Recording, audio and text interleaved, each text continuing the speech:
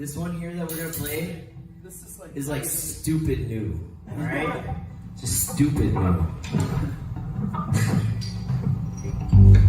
We're just gonna play it because what the hell, why not, right? Right. You guys wanna hear a stupid ass new song, right? Yeah. Cool. It's a little different, but it's fun.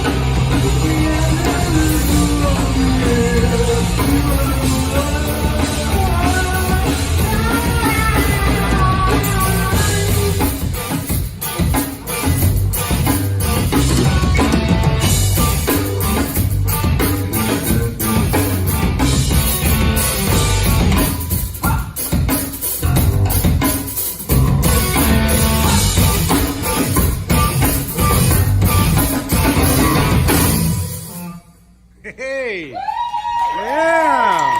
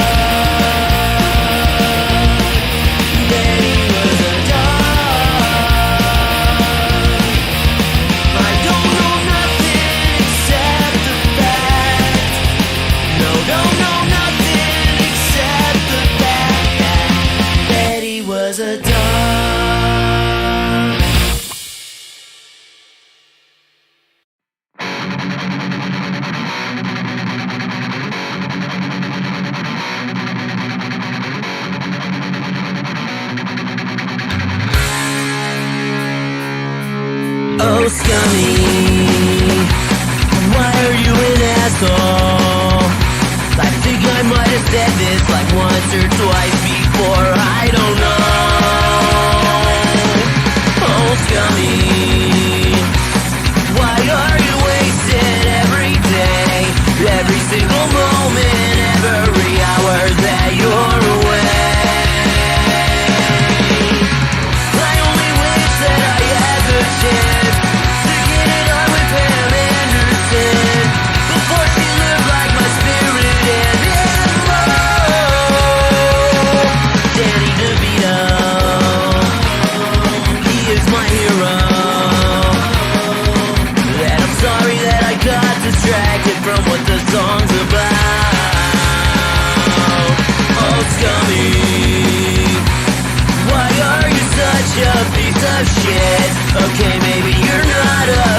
of shit, and I'm just jealous. I only wish that I had the chance to get it on with Pam Anderson before she lived like my spirit and Danny DeVito.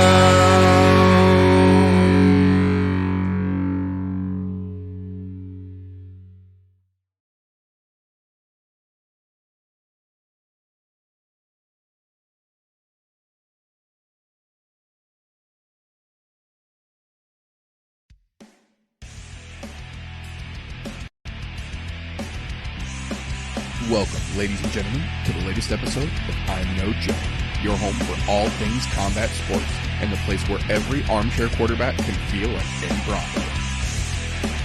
The views and opinions presented on the I'm No Joe channel belong solely to the person expressing them, no one else. If we say it, that means we meant it.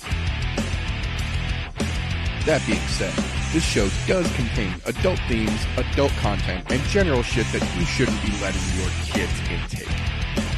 Be advised, viewer discretion is recommended. Proceed at your own risk.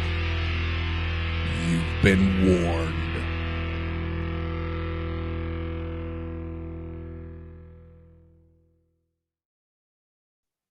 If it's Thursday, it's I'm No Joe. Welcome, ladies and gentlemen, boys and girls, children of appropriate age, to the latest episode of the I'm No Joe podcast, the show where every armchair quarterback can feel like Eddie Bravo. Today, like some days, the kid is running late as he want to do with this new job that he's at. I understand craziness happens, but we've got Golf T here with us to kick things off. How are you doing this fine evening, sir? Hanging in by a thread today, man. Trying to toe the line between being an adult and going to prison. Yeah, I do know that feels. Good times. I do want to say before we get into anything punchy-kicky, recappy, shit-talky, shenanigan-y, I do have to say, I shared it in our group chat. I think we can officially let the fans know now. If you guys weren't aware just yet, you are officially tuned in to a podcast too hot for OnlyFans. That's right, boys and girls, on a website where you can quite literally pay to see people fist themselves with plastic baby arms. Talking about sanctioned MMA bouts is against company guidelines. We have officially been deactivated. I will be removing the link from all I'm No Joe social media. I quite literally was told that in our talking about and critiquing sanctioned professional MMA bouts, we are encouraging violence on a website that you quite literally pay for amateur pornography on. So that being said, we are looking into getting a subreddit going. Fuck OnlyFans, they can suck my dick. We're too raw for OF, boys and girls. In case you didn't understand, we gets into it around here on the I'm No Joe podcast. So much so, the compliance team at OnlyFans deemed us a threat to a pornography site. Just saying, you know what? Subreddit, way to go, man. I mean, and I talked about this with RJ a little bit. We had already planned to do some exclusive content for that OnlyFans, aside from all of our regular shows had already been going up there the day after we go live in video format. We had talked about actually doing some exclusive content just for the OnlyFans page. Now that that is not a thing, we are most likely still going to go forward with said content that we were talking about, but we're just going to put it up on the Patreon because it was going to be for free anyway. This way you can literally pay $1 to see it, and either way you're supporting the show. That's too hot for OnlyFans. What are you gonna do? That being said, though, let's get into a little punchy-kicky talk, as we like to do around here. First and foremost, as we often do around here, I like to start things off with a little bit of a recap from last weekend's craziness here. Seeing as how we've got less to talk about on that side, we'll talk about the Bellator craziness that went down last week first. The prelims were actually pretty decent. They don't really get a lot of hype because Bellator prelims quite literally generally have people that even most hardcores would struggle to find a lot of information on or be familiar with. So I get it that they're not really promoted that much. That being said, they were pretty goddamn good last weekend. The Henry Corrales fight, Parubichin, I'm not sure how the fuck to say his name. Henry Corrales beat the shit out of that fucking dude until he just dropped him. You could see several times when Corrales connected, dude would quite literally flinch his whole body and you could see he couldn't hide the pain anymore. And then the end came and it was like, dude, yeah, props for being tough, but tough don't win you fights, man. You got to have a little bit of skill, and Henry Corrales has got some fucking hands, man. That being said, we, to the surprise of pretty much no one who's paying attention, did not surprisingly get our history-making first evening where a husband and wife fight on the same card and both get the fucking win. Ironically enough, Lady Hendo fought a 0-2 soup can and got a submission 40 seconds in. Who'd have fucking thunk it? Meanwhile, Benson got in there and just got fucking handled. Brutally so at that. So props to Lady Hendo. I do have a feeling, though, once she gets another fight or two into her career in Bellator, she's going to find that the learning curve gets real steep real fast. That being said, the thing that the combat sports world has been talking about all week,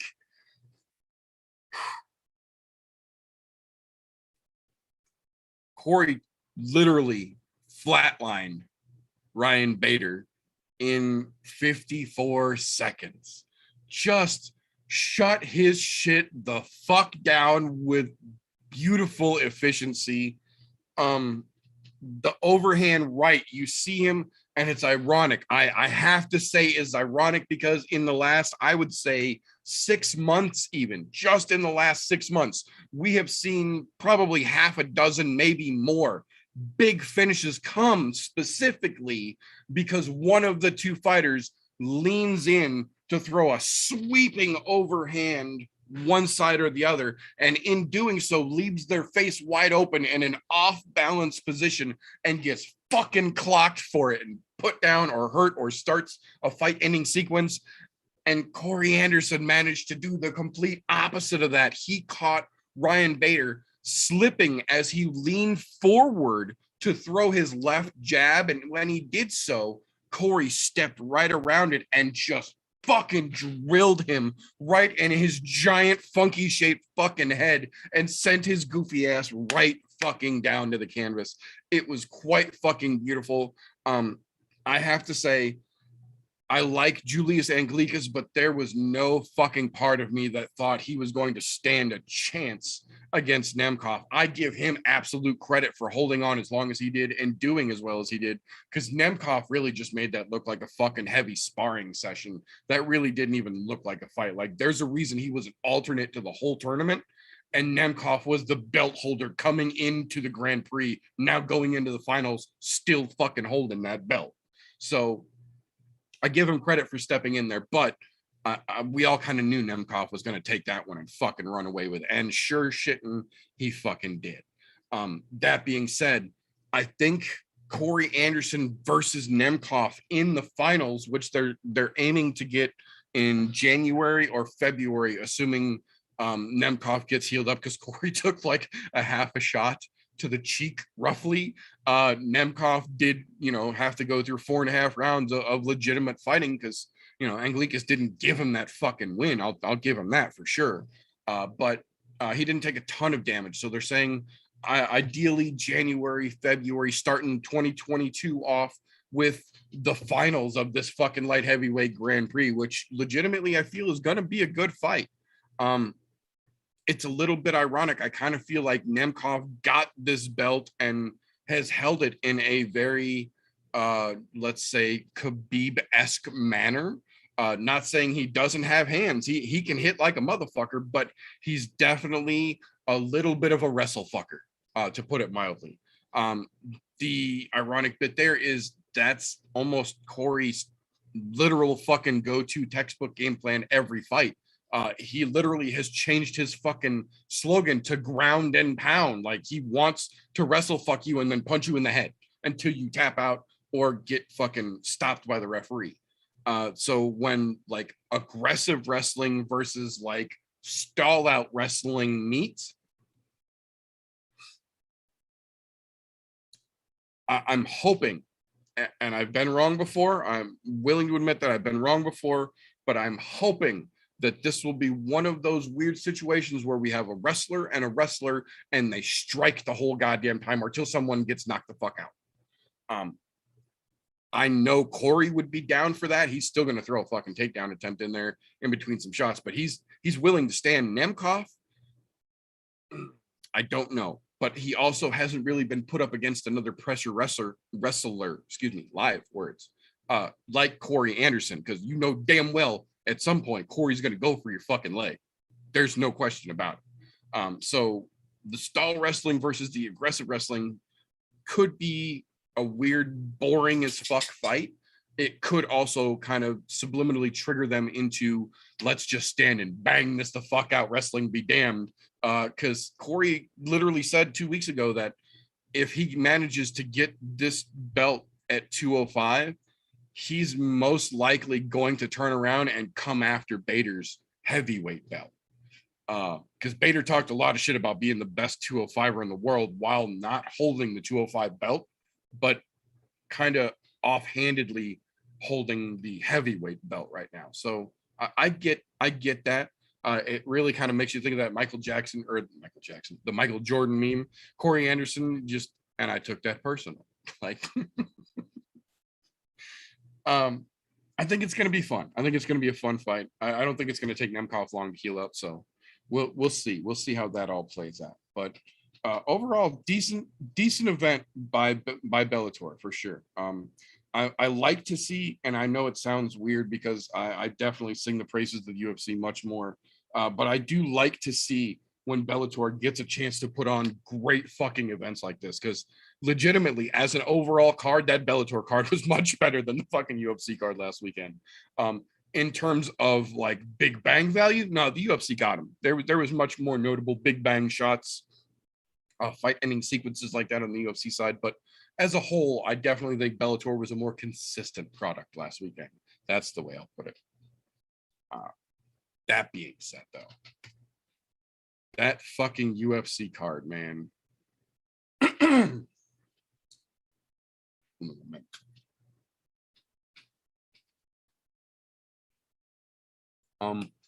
We didn't really talk a whole lot about it last week because I wasn't really sure it was warranted, honestly. And I'm kind of glad we didn't, because we were proven right in thinking to not bring it up. But Estella Nunez was a former ONE FC fighter who just fought for the strawweight belt or bantamweight belt over there, because they're 10 pounds heavier with the hydration rules. Different topic. Nunez just fought a couple months ago for the belt in ONE FC in the quote unquote controversial decision that was reviewed internally that we talked about, and then was upheld as a legitimate loss. She said flat out that she felt disrespected by ONE FC and that she welcomed the chance to come show the world what they were missing out on in ONE FC by bringing her talent to the UFC to shine. And then she got flat out worked and submitted by Carnelossi. Carnelossi flat out looked like a fucking pit bull from the fucking start. She just went in and held. You could see her fucking muscles on her back just locked in, ready to fucking go from the second that fight started till she managed to end it. Absolute fucking beautiful show. She proved to me, and I think a lot of the world, why ONE FC was not heartbroken when she decided to part ways and come play over in the UFC territory. I don't see her getting kept around long if she does this again, because I don't think you can really get, and I don't mean this to sound as backhanded as it's going to be, but Carnelossi is low on the rankings for or low on the totem pole rather for a reason. She's not in the rankings for a reason. She just doesn't have the experience. So if somebody that far down the new list for UFC folks can handle somebody as easily as she just did, who just fought for a belt in an organization a few months back, it kind of solidifies the thought that, nah, sweetheart, you probably did legitimately lose that fight in ONE FC, and you're going to be lucky if they give you another fight in the UFC. You may end up in Elite FC by the end of the year if you don't quit fucking around. That being said, we got to see an interesting turn of events in the return to the UFC for another run of Brandon Davis. Unfortunately for him, Batgarel in 2 minutes and 1 second decided, no, this is my time to shine, and just knocked him the fuck out. Literally fucking leveled him completely down. Most likely going to lead to a second separation from the UFC for Brandon Davis, I think. And, you know, as much as I hate to see it happen, much like in the Nunez situation just before this, if you show that you're not on the level, there's no reason at this point to keep bringing you back around again. Sorry, man. It sucks, but I have a feeling you're getting walking papers this coming week. That being said, regardless of the outcome, Lupe Godinez did in fact take the record from Khamzat Chimaev for the fastest turnaround in UFC history. She fought 2 Saturdays ago, turned around on short notice, and took the fight last Saturday against Luana Carolina. Showed up, made weight, and went 3 fucking rounds. Hats off, first and foremost. That's tough. That's insanely tough to even think about doing. Luckily, she was in good shape coming into the first fight, and it was a fairly quick match, so it was easier for her to do this. But that being said, there are still levels to this game. And even though she was able to make a 7-day turnaround, Luana Carolina really didn't have much trouble with her anywhere that fight went in the 3 rounds that the fight did last. It's awesome that she was able to stay in relatively good enough shape to do that 7-day turnaround, but there's a reason why even Khamzat doesn't do week by week. Cowboy needs at least a couple weeks in between fights for a reason. Even if it's quick, excuse me, you still want to give the body a little time to recuperate, recover, and then get back after it. And when you don't, we saw how that goes. That's being said, the quote unquote premier prelim fight. Andrew Sanchez set a new personal best for takedowns in this match. But in the process of doing so, he got, I believe the total end count was 5 nut shots on Bruno Silva. That just in the end clearly pissed him off to the point where he was done trying to be a sportsman about it, and he just knocked Sanchez the fuck out.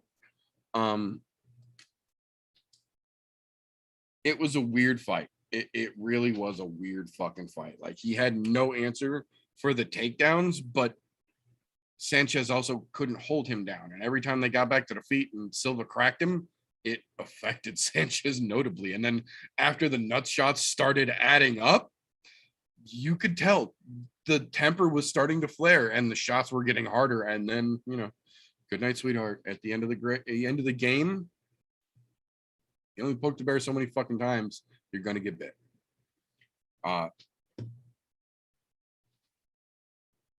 that was the other thing. In excuse me, in a match where Silva was taken down a record number of times by his opponents, and that he tried 0 submission attempts, after which his coach gave him his fucking black belt in the ring. In quite literally one of the worst displays of jiu-jitsu we have seen in a hot fucking minute, this guy, in getting taken down for 15 fucking minutes, earned a black belt somehow. So there's that, I suppose. But once that was all said and done, that brought us into the main card. And with all the fuckery that led into last week's card being produced, period, we got the gracious gift from the MMA gods of the show's favorite, Nate Train Landwehr, bumped right up to the opening fight on the main card. And much to the chagrin of all the fucking hype pushers on Ludovic Klein for some fucking reason, Nate went in there, did fucking work, and then ended up beating Klein via submission, which was supposed to be Klein's fucking specialty. The Nate train rolls on, boys and girls. Nate used beautiful fucking setups to lead himself into that fucking choke that just ended the fucking evening for Mr. Klein. So choot, the Nate train goes on. That being said, I don't think Manon Fiorot is quite as good as we might have thought she was. We got a strong impression that she kind of, for lack of a better analogy, found a combo that she can hit real easy and button mashes with it. She throws a real nice 1-2 counter, but she doesn't set it up, and she doesn't throw it, or she throws it rather in the exact same way every fucking time. You can see it coming a mile away. She throws it with full force, but it's almost all she throws. There's kicks mixed in, but when it comes to actual striking, it's almost every single time a basic 1-2 straight down the fucking pipe. And her head stays in the center line when she does it, so it makes her very fucking hittable in the process. This is another match where Silva was kind of only headhunting, and she had every right to, as robotic as Fiorot seemed to be. But in doing so, she let Fiorot land so fucking many more shots, whether they were hard or not. At the end of the night, if you give it to the judges and they're just looking at numbers and she blows you out of the fucking water, there's a strong chance those judges are going to give it to her. Guess what? They fucking did. I don't think that either one of them looked terribly fucking impressive, but like I said, when you button mash the same fucking combo over and over, you leave yourself open to whatever the fuck may happen. That being said, though, will lead us into one of the, quite frankly, just chef's kiss fucking moments of the evening. Jim fucking Miller, boys and girls. If you don't know, now you fucking know. One of the toughest motherfuckers in the UFC, period, weight class be damned, went in against this young, hungry motherfucker who clipped him and caught him. And for a minute there, it was fucking questionable. It was scary. Jim got fucking hit hard, and you could see it fucking hurt. And he came through, and he weathered the fucking storm, and he got himself fucking calm and composed, and he got back to Jim's game.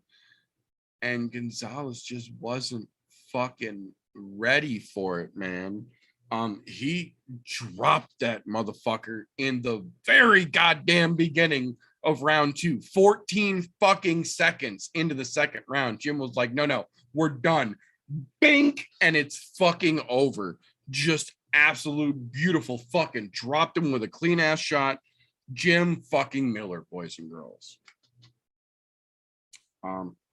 We are quite literally not even going to talk about the co-main event because it fucking sucked. I get that it was a unanimous decision victory, but I would call that a genuine double DQ.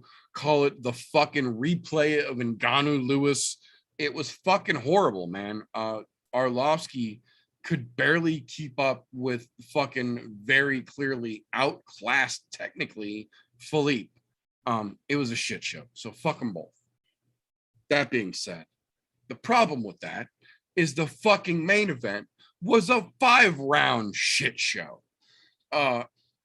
Aspen Ladd basically spent the entire fight letting Norma Dumont run the fucking show during the round and then letting her boyfriend / coach yell at her in the corners in betweens. It was a 2-part fucking circus because she wasn't doing shit. Dumont clearly had the advantage pretty much everywhere the fight went, but the fight fucking sucked. Aspen Ladd just wasn't doing shit. And to her credit, her coach was just bitching about her not doing shit and not giving her any constructive advice on what to fucking do, what to watch for, what to try, what she should be going after or watching out against. Just, he literally kept saying, "What are you doing out there?" Waiting for some fucking tips, coach. So it just, for me, another example of why significant others in a work environment like combat sports is a bad idea.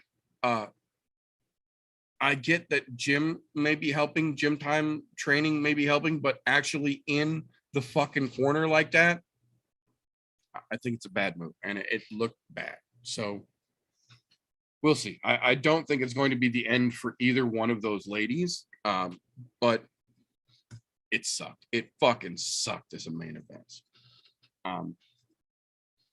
The really shitty part for me is that it gave us another one of those fucking nights where they don't give anyone fight of the night bonus and they give away 4 performance of the night bonuses so that it saturates the pool with performance of the nights and makes the fight of the night bonuses that much more rare, where they're supposed to be equal for every fucking show and they're not. That being said, excuse me, I do understand the 4 that they gave the bonuses to. First and foremost, Jim fucking Miller earned his goddamn bonus, and I believe that ties him for 3rd all-time bonuses as well. So he's like literally tap dancing on the door. Him and Cerrone are just back and forthing with the most fights, most finishes, most bonuses. Like those three categories rather are just Cerrone and Jim fucking Miller going back and forth. Jim Miller now approaching his 40th fucking fight, so that's gonna be cool too. He's looking to set that shit up. The other one they gave it to was fucking Nate the Nate Train Landwehr. Our boy got himself a fucking bonus. Bat Garrell got himself a fucking bonus with that fucking stoppage. And then Silva got a bonus. And that one, I don't know about. I think that might be a little sketch, but you know, whatever. It's the UFC's money. UFC gonna do what the UFC gonna do. That being said, that'll bring us into our news and recent events segment. And boy, oh boy, do we have a doozy of a news segment this week. There has been some crazy shit happen in the last 7 days since we spoke to you fine folks last. Let me tell you.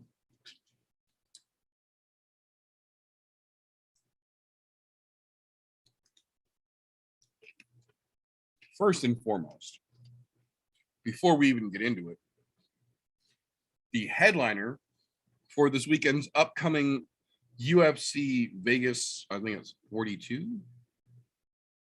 It's 42. We'll call it 42 for now. If I'm wrong, I'll fix it later. But this weekend's card,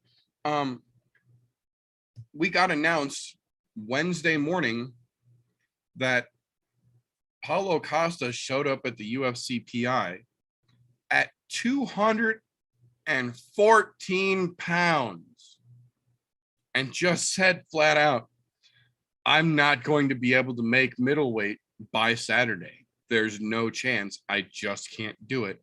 Can we make this a catch weight?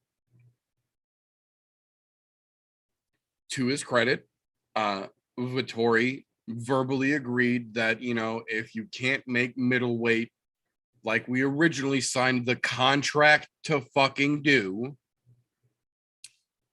we will agree and we will give you a 195-pound catch weight. To which Costa tried to counter, well, why don't we just make it at light heavyweight and then remove the option of a missed weight fine purse removal? Be a man. Take the fight at any weight, Costa said.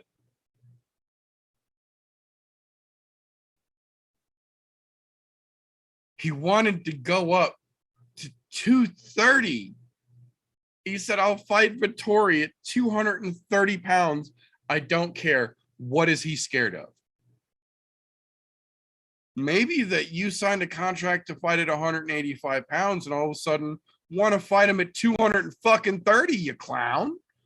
That being said, we've got a catch weight of 195 pounds, and I honestly don't know if Costa is even going to be able to make it to 195 fucking pounds. There's a legitimate chance he's going to miss the catch weight that he requested because he a week out had already missed the fucking contracted weight that he signed up to fight at with 18 months out of the goddamn octagon to do it. So we've already got a circus in town for this coming weekend before we even actually get to this coming weekend. 10-1 odds says he misses weight and they cancel the bout.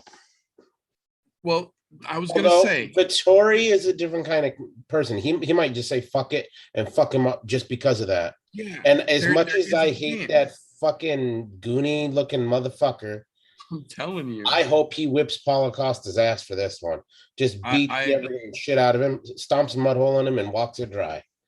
Yeah, I'm willing to give him a weekend pass, whether dipshit McGee puts the fucking wine down for the next 24 hours so he can even come close to making this catch weight or not. I'm willing to give Vettori a weekend pass and he can take the Hobbits to Isengard for all I fucking care. Just stomp this fucking moron for all of us fans who give a shit. It's still not going to get you back to getting your ass whipped again by Adesanya, but it will make the fans like you just a fucking little bit. And you could really use that right now. You really could. That being said,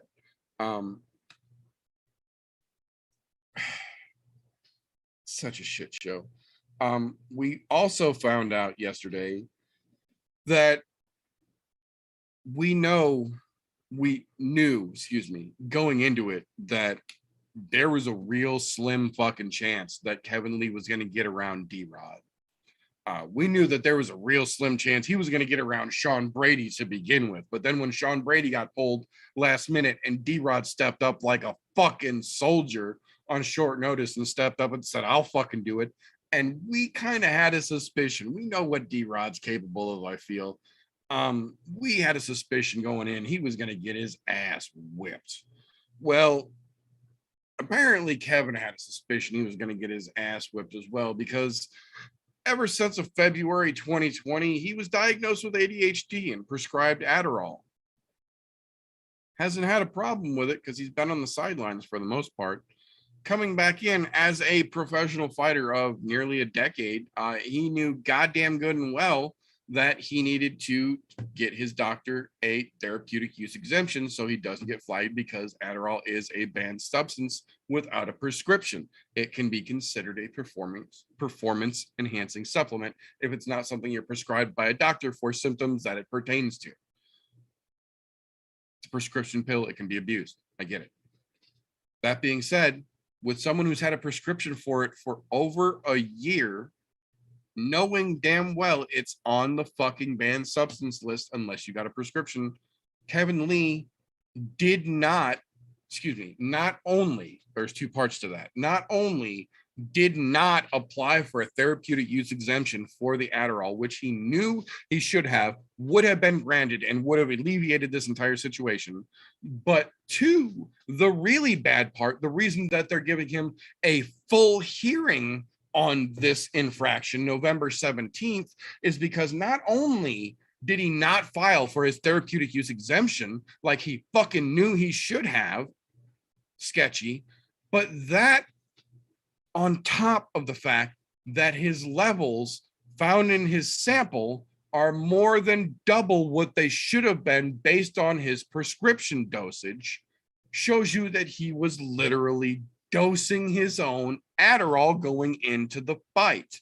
They tested both samples consistently with nearly double the level of the prescribed amount of Adderall he was supposed to be taking, and didn't purposefully get his fucking therapeutic use exemption for. So not only did he get his ass whipped, but he was jacked the fuck up when it happened and still got his ass whipped. So now, on top of being a sore loser and sitting on the sidelines with that big fucking L hanging over his goddamn head, he's also temporarily suspended until his full fucking hearing, where they could suspend him for up to 5 fucking years for a knowledgeable infraction like this. So where Kevin Lee might fit into all of this very well could be the fucking sidelines forever. He's not Nick fucking Diaz. And even Nick Diaz, when he came back after all that fucking time, wasn't Nick Diaz anymore. Kevin Lee's hopes of fucking coming back to MMA ever, if he catches a 5-year or more ban because he knowingly jacked himself up on Adderall and still got his ass whipped, are nil to fucking nil. He's done. It's over. That's the end for Kevin Lee if they hit him with the fucking ban hammer this time. I can't say that I'm fucking sad. Like, if you're that fucking desperate that you're going to TJ yourself and get caught when you could have literally had your doctor get you a fucking paper that would have allowed you to do it, you idiot, I can't feel bad for you. You're dumb, and you're going to get what your stupidity has wrought. Sorry. Reap That what being- you sow. That's how that works. Yeah, like, you're too stupid to be stupid. Like, what the fuck are you doing? That's a case of born retarded, can't fix it. Yeah, like, it hurts my brain just thinking about that fucking story. Like, you idiot. But that being said, we also got confirmation from the UFC that they will be complying and informing all of the UFC's fighter roster, top to bottom, that as of November 8th, the United States has officially issued travel restrictions based on vaccination. If you are traveling into or out of the United States of America after November 8th, you must, period, no if, and, or but, be vaccinated and have a negative test within 3 days of departure. The UFC basically advised all of its overseas fighters that they are not ever going to issue a mandate like that in the UFC. However, if you are averse to being vaccinated under a mandate like that, your only other option is to travel to the United States before November 8th. You must get here before then to be exempt from that rule, and there are no options around it. So there's your choice. You're not going to have to be mandated by the UFC unless you have to come in to the United States. That being said, Dana's very predictable fucking response to that was, we are looking at opening Fight Island up again this summer because it's easier for us to get everyone there regardless of their stance on vaccination. So apparently they're trying to do it bigger than they've ever done it before, which is always crazy to hear from Abu Dhabi. But as long as we get something more Fight Island than we got last fucking time. Give us some fucking palm trees on the goddamn beach. It's already 130 degrees, so just make the fucking tent black on the inside and fucking project the beach. Like, give us something here. Like, if you're gonna call it Fight Island, god damn it, Dana, throw us a fucking bone at this point. But that being said, the mandate is obviously motivating Dana, and they are putting Fight Island back together in Abu Dhabi. So this summer, look forward to lots more time over there.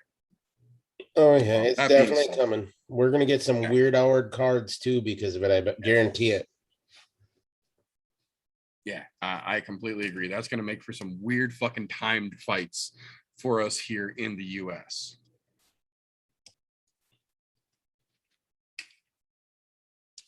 That being said, a little bit closer to home, back in Vegas, November 13th, Jessica I is officially out. She has been hospitalized. She's having some serious health issues, but Cynthia Calvillo has officially stepped in to take on Andrea KGB Lee for that fight.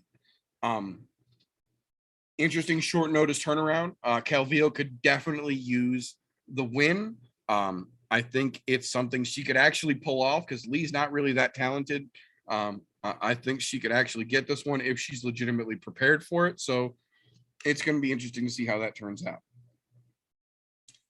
We did get some interesting news from the Bellator side of the house.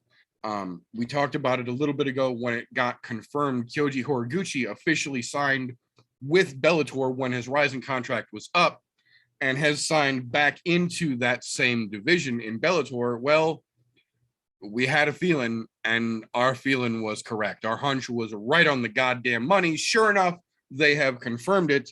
The Bellator 272 card, December 3rd. I almost said December 4th. December 3rd, Kyoji Horiguchi versus Sergio Pettis for the belt that Horiguchi never technically lost. He just had to let go because he couldn't get back over here physically because of the situations happening in the world. But now he is in Bellator. He is here, and he is coming back for his belt. I think it is going to be very interesting. I've said it time and time again, and I will continue to say it. I still firmly believe Sergio is the Pettis brother with the legitimate talent. I get that everyone knows Anthony and that Showtime was the flashy one. I don't give a shit. I am still a firm believer that Sergio is the one who actually has the goddamn talent. So that being said, Horiguchi is no fucking walk in the park. He had that goddamn belt for a reason. This is going to be what I feel legitimately could be the genuine hardest fight Sergio Pettis has ever had to take. And I think it might be the other way around for Horiguchi. I think this might have been one of the easier matchups for him. Style-wise, I think realistically, he might be able to come back and just snatch this goddamn belt. And I love Sergio fucking Pettis, but Horiguchi is just faster, stronger, cleaner. Like, he is the fucking $6 million man. Like, he is everything to the nth degree. And now he's back for what he already held. So that's some serious fucking motivation. It's going to be a real goddamn good fight. I'm kind of excited to see how that one plays out too. That being said, where do we go? The December 4th card. That's why I almost got it mixed up. We did get an announcement for the December 4th card. Leonardo Santos coming back off of the shakeup of his undefeated streak to try and get back into the win column. The problem for him is that he is stepping in there against the one and only Carpenter, Clay fucking Guida. That is going to be a crazy fucking matchup. They are clearly not throwing Guida any fucking easy fights. Santos had worked his way through the division pretty fucking fairly before he got interrupted. That being said, they're not giving Santos an easy route back to fucking promiscuity in the division with fucking Clay Guida either. So it'll be interesting to see how that one gets played out. Next, we got a pair of fight announcements here for the January 15th card. The first one, the rematch that no one wanted to see, which is apparently the theme for this go around of announcements with the UFC. Jennifer Maya versus Caitlin Chukagian 2 will take place at January 15th's card. Yank fuckity yank. The interesting part about that is that that was the B-side announcement to Joaquin Buckley getting back into the octagon against Abdul Razak Al Hassan, who has been cleared of his charges and we can now root for again. That being said, that's a crazy fucking matchup. Those boys are both big time fucking swingers. Could be asleep in one of those gentlemen's future for that evening. In my opinion, I think somebody's going to sleep. That being said, we got a couple of not quite as fun announcements here, and I did say one good piece of news, so we don't completely end it on a shit show here. But again, I try and cover all the things that are relevant here, whether they're happy or not. Excuse me. Not that it was necessarily predictable, but it's also sadly not necessarily surprising at this point. We have gotten confirmation that over the weekend, Conor McGregor has once again punched someone outside of the fucking ring, this time hitting Italian DJ. So it's, I'm not going to butcher his name. You can look the name up if you just look Conor punches DJ if you want to see it. I'm not going to fuck that name up. It's too fucking crazy. Probably one of Vettori's studies. Yeah, but he's a famous DJ in Italy, and Conor, you know, as you do, was in Rome because he was getting his child christened at the Vatican, you know, as you do, and went to an after party with his significant other D. And apparently in going from this after party to a secondary after party, there was some kerfuffle about who was going and who wasn't. And Conor punched the DJ, who apparently triggered the nightclub to flicker the lights so that the assault wouldn't be witnessed by the women. And then Conor basically was taken away, and the DJ, he says, was held against the wall while Conor and his entourage were escorted out. Then he posted some pictures on his Instagram stories of a busted lip. Looks like somebody punched him in his fucking mouth. I get it. But he says that Conor broke his nose and shattered his jaw. There's no broken nose in the picture. His jaw is clearly not shattered. He got a busted lip because you got popped in the fucking mouth. I get it. But he has officially filed charges. Conor McGregor apparently is about to be summoned. The nightclub said that they have turned over the videotape that they do have of the incident to the police, who will be using it accordingly, I'm assuming. Not that we needed another reason for Conor to be fucking up, but he gave us one. The weird thing, though, is that I'm not 100% sure this is going to really stick to him over in Italy any more than the bullshit he's involved with over here will ever stick to him here. He never got any charges for the MGK bullshit. He got out of the old man. He paid off the fucking phone. He is the archetype for the John Jones behavior. There's a reason that John Jones gets away with as much as John Jones does, and it's because people see Conor McGregor get away with as much shit as Conor McGregor gets away with. And here we are once again talking about Conor McGregor fucking up again in a weird fucking situation where there were probably substances involved, just like John fucking Jones. Surprise, surprise. I don't know if this one's going to stick either, but at this point, it's also making it look a lot more like he may not get back to the octagon. He's not looking motivated, should we say, to get back to fighting. His interests seem to lie other words right now. This is what happened. Look, I'll say this, and I'm probably going to piss a lot of people off, but this is my personal opinion because we've seen it time and time again. You take somebody out of a bad situation, you put them into the spotlight and give them lots of fucking money. And I mean, just lots of fucking money. They act like absolute fucking donkeys, lose their fucking mind because they were pulled out of this we'll say bad situation is what I'm going to call it, because I don't want to offend anybody or piss off the wrong crowd here. You know, fuck it. You pull somebody who thinks they're a thug out of the fucking hood or fucking ghetto or whatever they call it in fucking Ireland. Right. I don't fucking know. And you all of a sudden give them all this fame, all this money. That shit that they were doing down in their fucking hood, acting like a little gangster while they were trying to be a fucking plumber. That behavior does not go away because you give them money. That behavior amplifies because they have money and then go, you know what? Fuck it. Just pay for it. Whatever. And wash their hands of it. That's why he gets away with as much as he does. Now, on the other hand, you've got John Jones there, who he doesn't have as much money as fucking Conor McGregor does. Not by a long shot. So that's why shit's starting to catch up to him a lot quicker than it is to fucking Conor. Conor's got enough money that he can throw at people to just wash that shit away. So just saying. Well, that and the difference between John Jones money and Conor McGregor money is that John Jones is spending John Jones's money to be John Jones.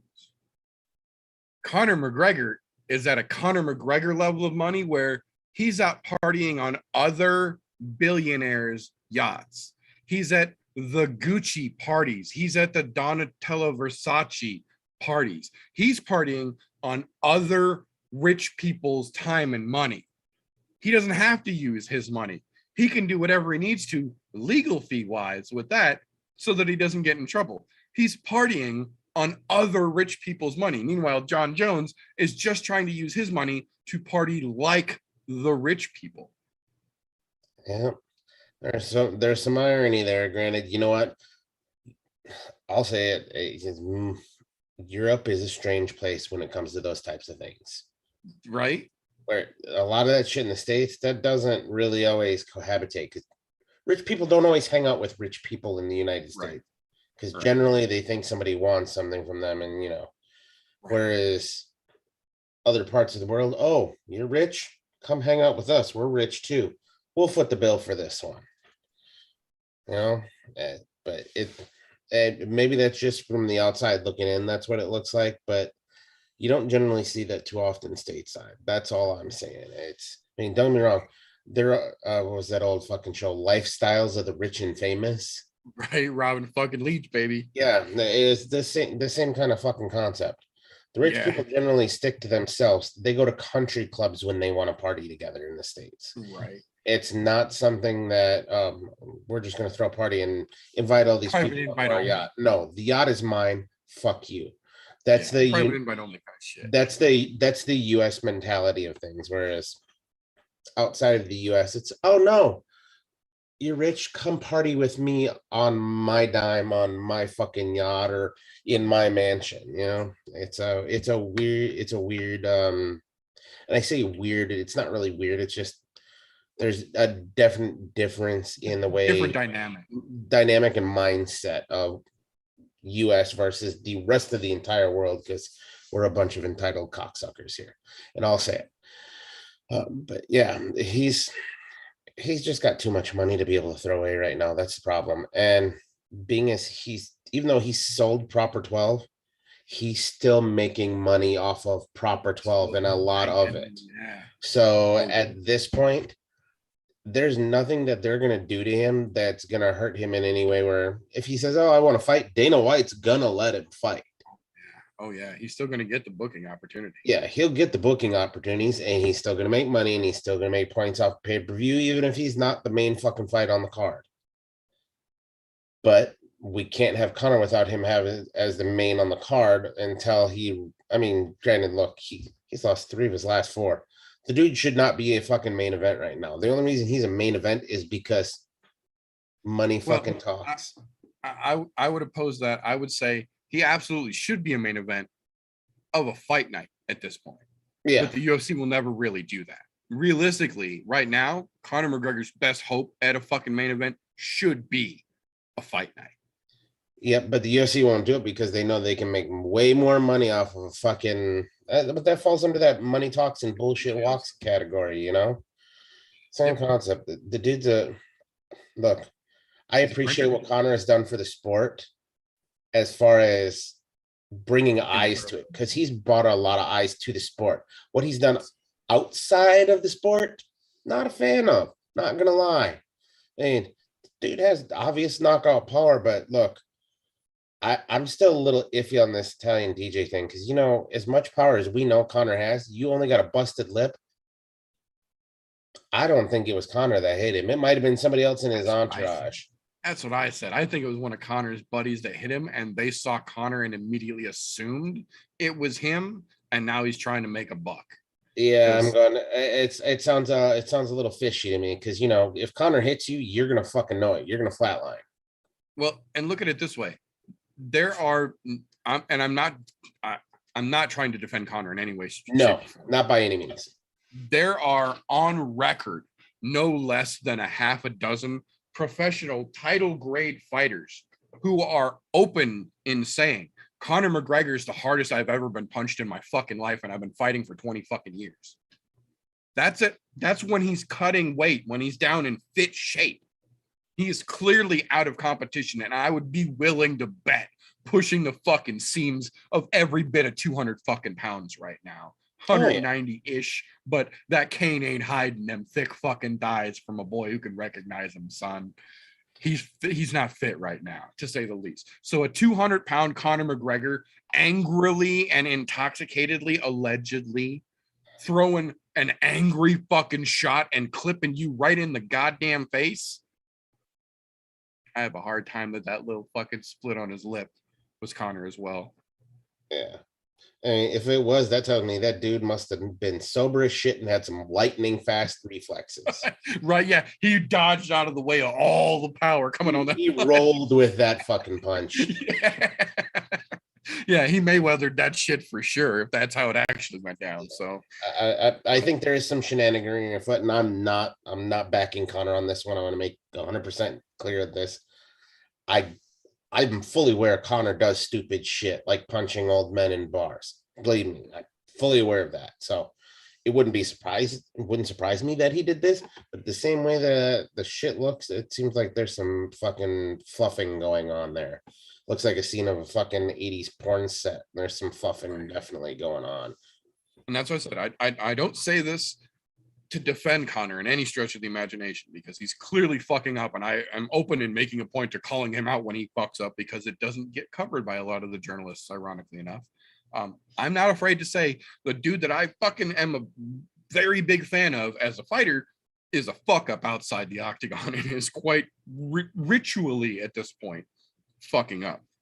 But there is some fuckery afoot in this claim. I agree. That being said, we got another not as fun piece of news here. After we saw a little while back him get his knee bent in one of the most I literally just got got goosebumps and then choked a little bit thinking about the fucking sight that just burned through my fucking retinas in the back of my eyeballs of Modestas Bukauskas getting his fucking leg inverted by Khalil Roundtree. As if that wasn't bad enough. He is out of surgery. Everything went well. He is expected to make a full recovery. But the UFC just fucking cut him. Why they waited till now, I don't understand. If they were going to cut him as soon as he got out of surgery and it was announced he was good, they should have been like, we're glad you're healed. We'll pay for the surgery, but you're on your own from here out, champ. Why wait this long? That's mean, in my opinion. That's mean-spirited. There was no reason for that. Like, you're literally putting salt on a fucking wound here. Just do it. But, you know, UFC, so whatever. Then we got, in the vein of people fucking up news,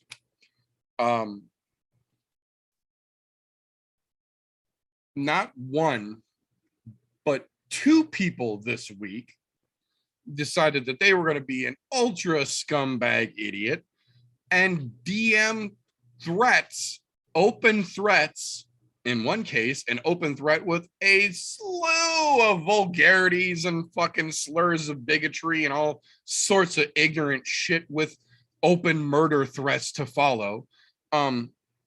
That being Michael Graves, former UFC competitor, Ultimate Fighter, Ultimate Fighter contender and UFC competitor, then turned Elite FC fighter, who then was denied any fucking claims once this shit went public. Both he and then Tuesday night, John fucking Jones, of all the winners to jump on this fucking bandwagon, DM'd on Twitter, rather, threats to MMA reporter Amy Kaplan, who is very public about openly sharing DMs that she gets from fighters. And she lets them know, I am not afraid to publish anything you fucking send to me. So don't think if you use vanish mode or whatever that your shit talking will go unnoticed. There will be a record of it, and I will publicly call you the fuck out on it. I have no issue with that. She's got a long laundry list of it. If you look at her Twitter, she ain't afraid to show the dumb shit fighters will fucking say to her for no fucking reason. Well, this week's winners were Michael Graves, who threatened to literally murder her, said he was standing on the street in her town on his way to her house with a dagger and a machine gun, or a machete and a machine gun. Yeah, fucking idiot. But then John Jones decided to jump on this and said, don't ever talk about my family again. I'll come fucking end you, or something to that effect. I don't remember the specifics of it because fuck him, scumbaggery. But both of these dipshits both did this to Amy Kaplan in the same week. And surprise, fucking surprise, the tweets and DMs are now all out on the internet for you to freely read as well. Don't take my word for it. See how much of a piece of shit both of these individuals actually are.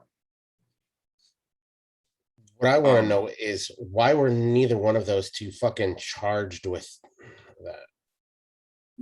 With terroristic fucking threats, or with a fucking assault, or however they fucking do it. You've seen plenty of other people be arrested like for making threats on fucking, threatening someone's life generally comes with consequences. Why the police aren't stepping in either one of those jurisdictions tells me the police are just as big as shitbags they are. I agree. There's fuckery afoot, but the good news is that record of both of those incidences will never go away now. So should they decide to get off their asses and actually follow up on the blatant fucking paper trail of evidence to crimes being committed by professional athletes, here you fucking go. The neon flashing fucking arrows will lead the way, officers. That being said, I said openly in the very beginning that I was 100% fucking skeptical, and that I called bullshit into the way that we were being told the things that were happening in this situation. There was more to the story, or the story was not being reported as it actually happened. Turns out I was 100% wrong. And I am 100% willing to openly admit that I was wrong as fuck. And now we have the evidence out there to clearly display that. What I'm referring to here is the situation with Chuck Liddell and his domestic violence arrest a couple weeks back. The official records are now all out in the open. The police were called to Chuck Liddell's home because his daughter witnessed her mother slapping and scratching at Chuck Liddell while they were arguing in the kitchen. When he was taken into custody, Chuck Liddell was the only one of the two with multiple abrasions and bruises on his face and torso. Once he was released from custody on that arrest, Chuck Liddell immediately said that this was once again a situation where he had tried to shield his family from the public, but that the time of him doing that is over and that he is now officially filing for divorce from his wife. The divorce has officially been filed for, and the paperwork from the evening events that led to the arrest of Chuck Liddell are now out and have confirmed Chuck's story all the way down the line. Basically, we don't know how long this has been going on, but we know for a fact that at least in this instance, this was 100% Mrs. Liddell attacking Chuck Liddell, and then Chuck actually talked the officers into taking him to jail instead of her that evening, so the story would not get out the other way around. It is all being let out in the open here, and it sucks that it has to come out this way, but in this situation, this is one of those odd catch-22s where this story would not have been believable ending in this fashion without all of the evidence being there to verify these statements, because of how we've seen this go the other way so many fucking times. That being said, it feels weird to say, but I'm glad that I was wrong about Chuck Liddell. Yeah, definitely. 100%. It's strange to say, it's weird, but yeah, I'm glad that I was wrong. That being said, we got another piece of not quite as dim news, but definitely forehead fucking slapping. Immediately in the moments after, and then subsequently later on last week, initially it was DC who tweeted that, here we go, the count for Tyson Fury versus Deontay Wilder, when Tyson Fury was down, he tweeted, "I agree with Andre Ward. The count was crazy slow. He isn't supposed to stop counting to tell Deontay Wilder to go to his corner." Joe Rogan then went out on his fucking podcast, as he likes to do, and said that oh shit, where'd it go? I had it. Here we go. One of two things has occurred. Either this was a mistake and the guy made an error. I think that's an error, or it's corruption. It's most likely an error because the guy was panicking, but if it wasn't from him panicking, then this was a sign of corruption. Well, as is required sometimes in this situation, Big John McCarthy stepped up to slap both of these fucking idiots back into their place. Big John McCarthy has tweeted to both of them to let them know that, no, you are incorrect. And this has subsequently been confirmed publicly by, what the fuck is his name? Bob something or other. I can't find it right now. The commissioner of the ABC, the official boxing commission. And I quote, "When a knockdown occurs, the downed boxer's opponent shall go to the furthest neutral corner and remain there while the count is being made. The referee may stop counting if the opponent fails to go to the neutral corner and resume the count where he or she is when the opponent finally reports to the corner or is returned to their neutral corner."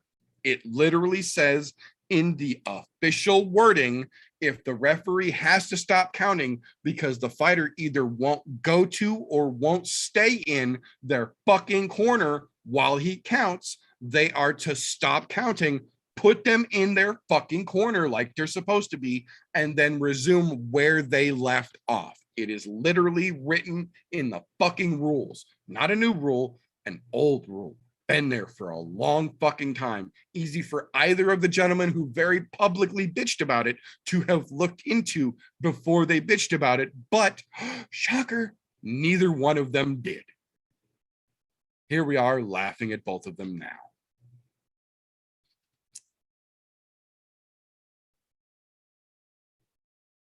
That being said, one more good and bad one, then we've got a good one to end it out. So the bad is that we got word Tuesday night, Wednesday morning, that Hacksaw Jim Duggan was back in the hospital and about to undergo emergency surgery, and it was very touch and go. They were not sure if he was going to make it.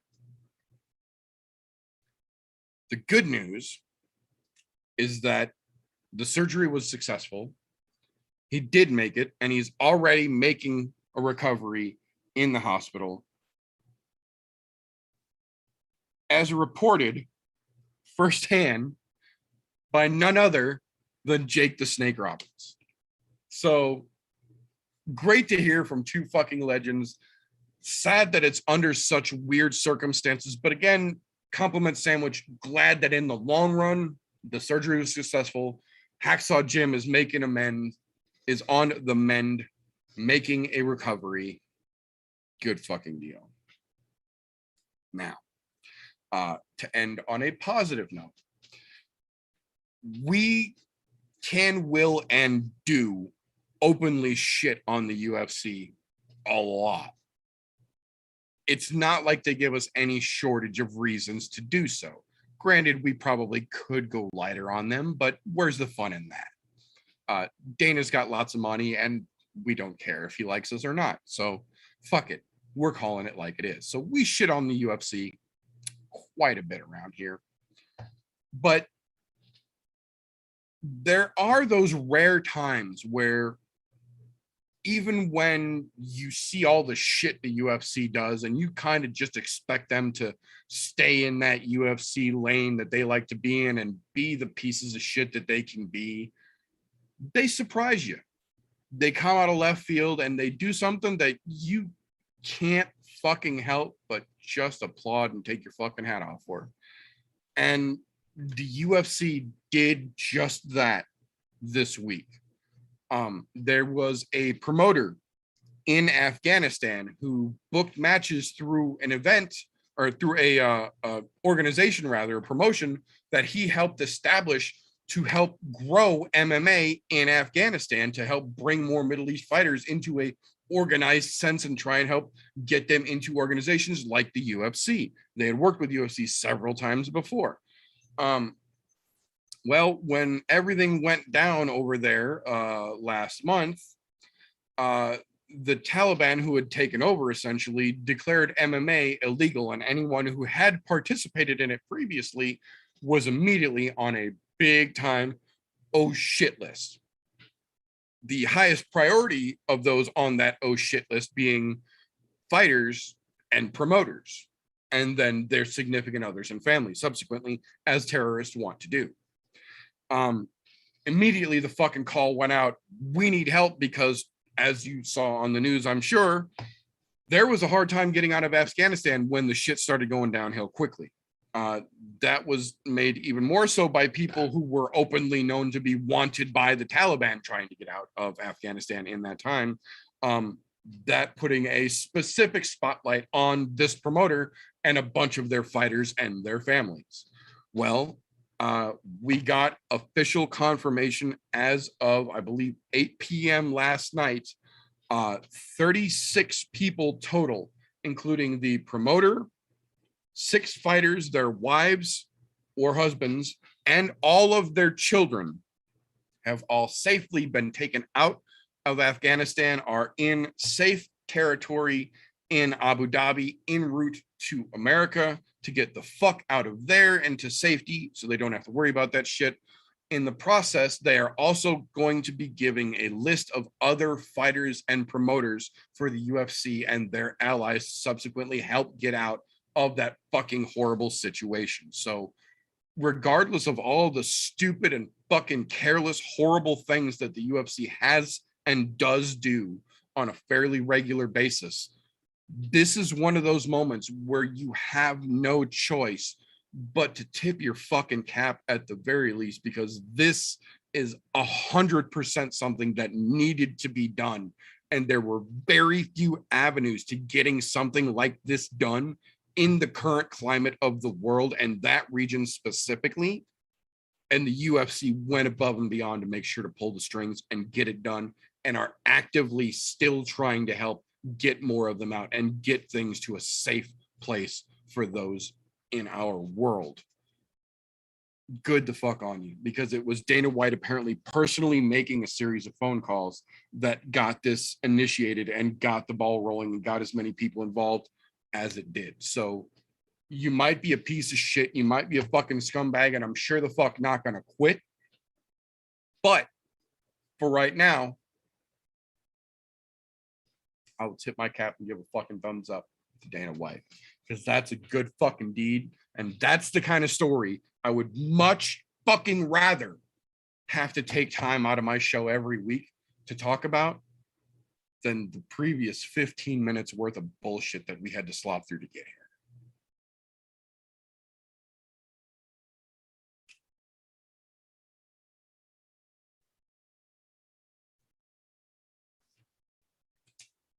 That's all I got for news, though. You got anything I missed over there?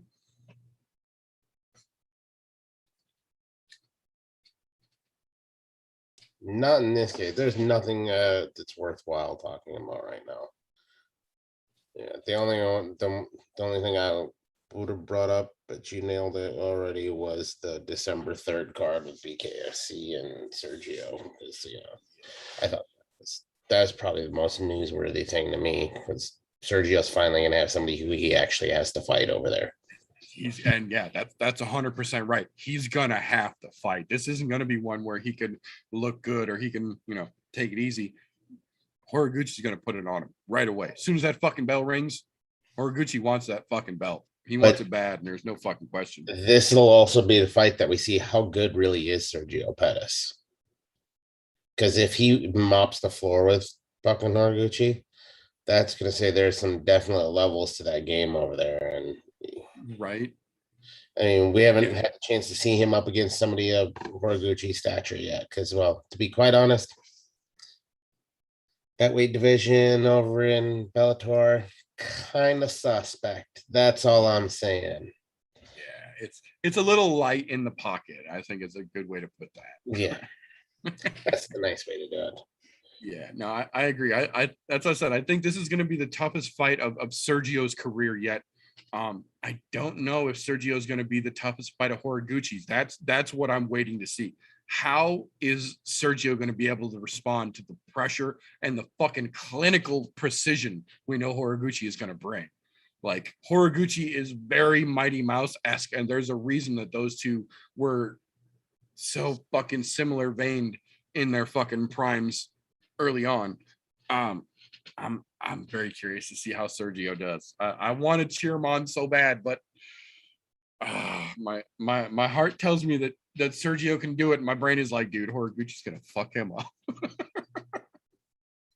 Yeah. It's definitely gonna be a good one to watch for sure. But apparently we got no kid this evening. I messaged him to see where he's at. Still no response. So that being said, this is going to come to that point where the audio viewers are going to wonder why there's a little pause, but the video viewers will know that this is the point where we enter the pit. The sweet gift playing on the screen lets you know this is the point where we bring the I'm No Joe podcast to a little bit of a friendly competition standpoint, where we get a chance to talk about some of the big fights coming up this weekend and a little bit of a competitive back and forth, if you will. Generally speaking, we usually have a third member here so that one of us can be the judge and referee, as it were, and the other two can battle it out for supremacy in the field of questioning of MMA fun. That being said, we do have a situation like this arise once in a while where there are, as Will Smith would say, just the two of us. We can make it if we try.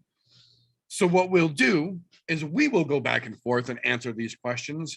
And since the kid is not here, he has homework to come back, watch them, and give us his feedback on our answers next week as we run things down. So that being said, as we like to do around here, for our opening round one question is quite simple. We have 4 cards really this weekend in total. Tomorrow evening, we have LFA 116 with several ex-UFC fighters or former UFC fighters, depending on how you want to put it, stepping in, including Dan Argueta from just this last season's Ultimate Fighter in the co-main event. Going to be an interesting card. Kind of a lower, I don't want to say lower tier, I'll say lesser known organization with lesser known fighters. More of a, if you want to get a feel for MMA, these are some guys you can watch that you don't have to worry about their star power swaying the fight or the commentaries favoring one over the other. Be a good watch tomorrow night. Saturday, though, Saturday is when all the shit goes down. Noon Eastern Saturday, we start off with KSW 64 and none other than Mario Pudzianowski, the former world's strongest man, taking on PudzianowskiVsBombardier, one of the scariest fucking heavyweights ever to step into a goddamn cage, and he's doing it in fucking Poland, so that makes him even crazier, in my opinion. I love it. I'm fucking for it. Going to be another one of those cards where you don't have a whole lot of name recognition. There will be a few names on there that a couple of the more hardcore fans will know, but this will be another one if you want to get a feel for MMA, if you want to see what some of the non-UFC organizations can put forth. This is a damn good card to keep your eye on. That main event is going to be fucking insane. I'm telling you right now, two gigantic, jacked up fucking heavyweights going head to head are going to create some fucking waves. Excuse me. That being said, Saturday, a little bit later in the evening, starting at 3 p.m. Eastern, we have Bellator. They're calling it officially Bellator Fedor versus Johnson. It is affectionately known as Bellator 269, but that'll be kicking off early Saturday. And then Saturday evening, no, excuse me, same fucking time. I thought it was Saturday evening. I was wrong. 3 p.m. Central Time, rather. So relatively same time.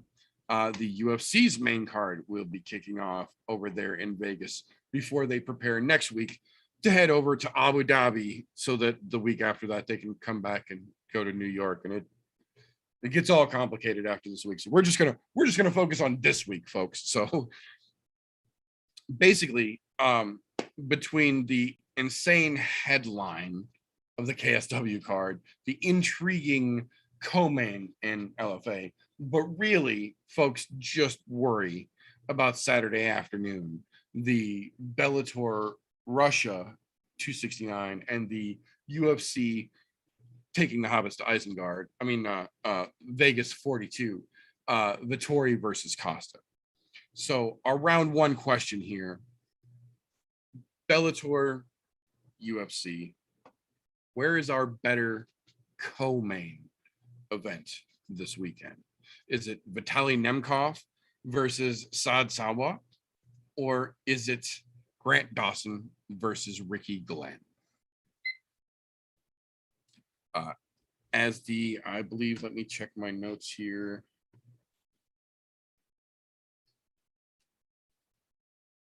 So we called last week a draw.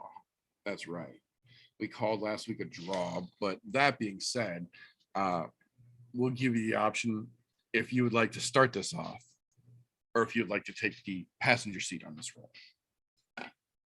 Before we get into that, I do want to let you know you did miss one. We've done this in the past. There's also BKFC Fight Night Wichita happening October 23rd, which is this Saturday as well, kicking off at 8 p.m. Eastern time.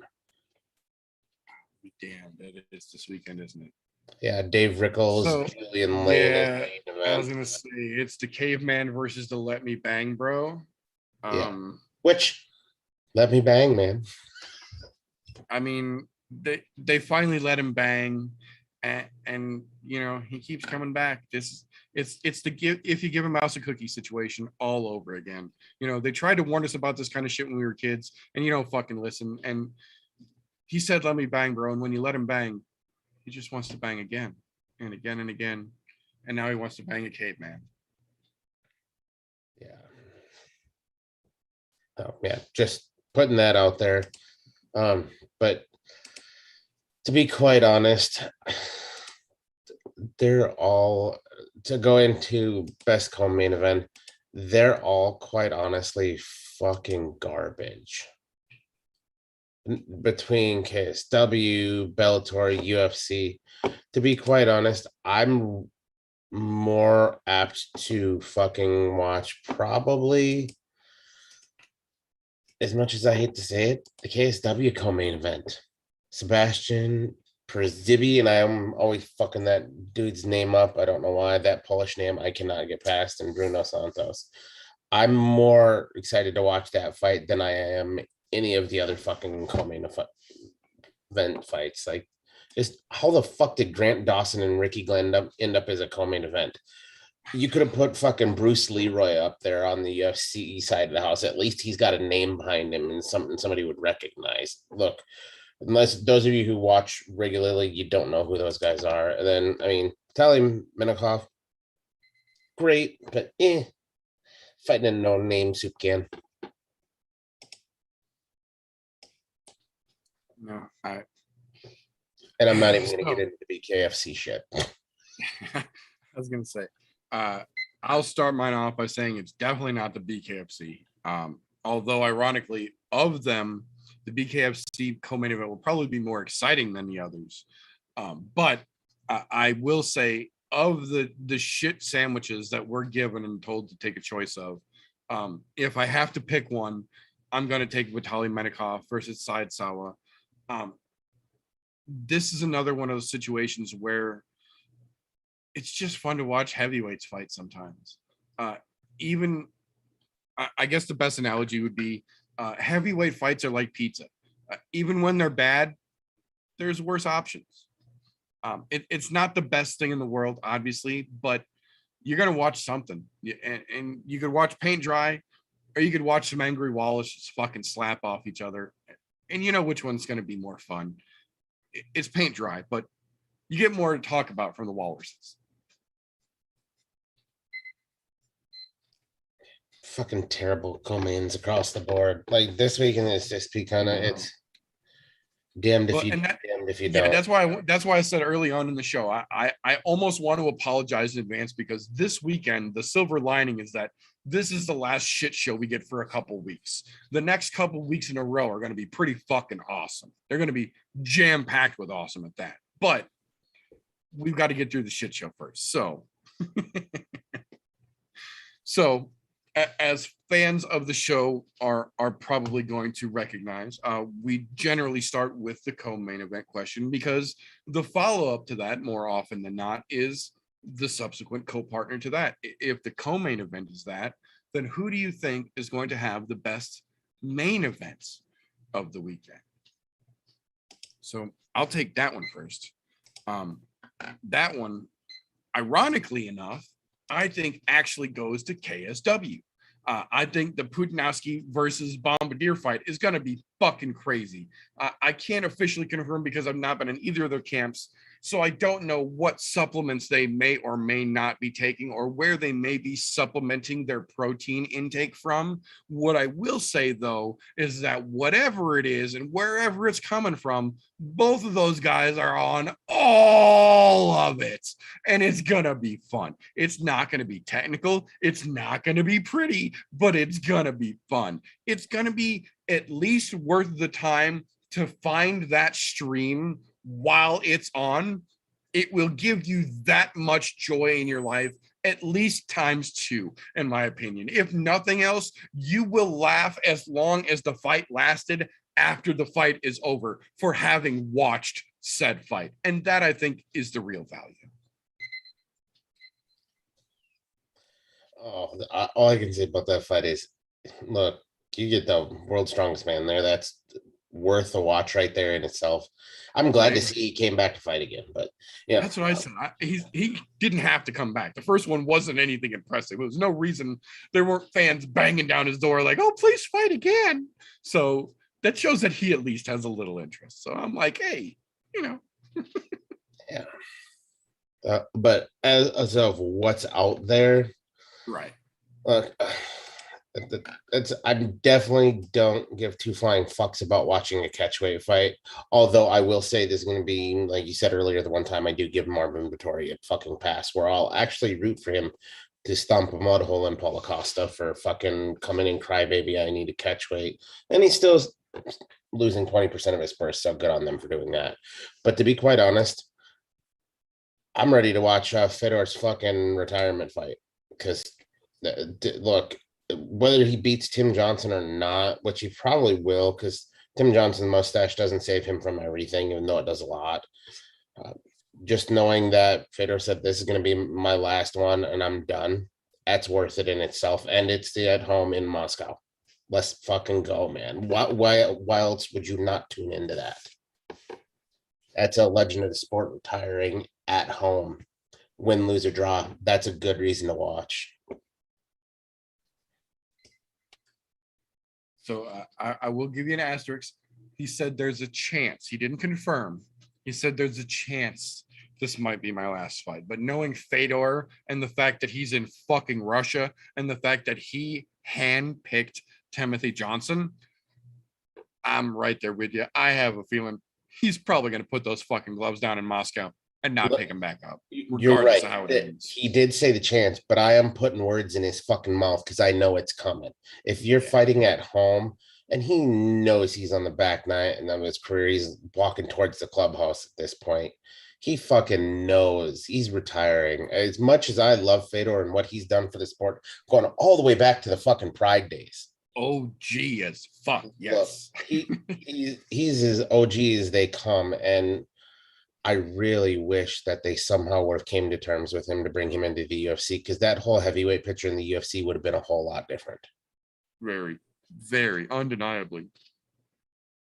I completely agree. It is what it is. But yeah, although definitely though, I will say the asterisk for that. Not the asterisk, but the definite honorable mention to me definitely goes to KSW, because man, watching a bunch of juiced out, roided out, fucking who can lift the heaviest weight, duke it out in the most terrible fashion, because there's no fucking goddamn form at all. It's just it's going to be a sloppy event for sure. It's going to be the epitome of when you're watching old school wrestling, you hear it's a slobber knocker. Yeah, it's that. Yes, definitively. That's a great fucking word for it. It sure the fuck is going to be a slobber knocker. I completely agree. So, ironically enough, in that vein, for our round 3 question here, since we're all pretty fucking sure that this is going to be Fedor's last fight, he went so far as to bring Bellator all the fucking way to Russia. He handpicked Timothy Johnson, of all the fighters in the goddamn world. Timothy fucking Johnson he picks to fight in Russia for what may be his last fight. I say in air quotes for those of you listening. My question, after seeing the weigh-ins this afternoon, now that they have officially faced off and Tim Johnson shaved his goddamn mustache, does he have the curse of the mullet effect on his front mullet?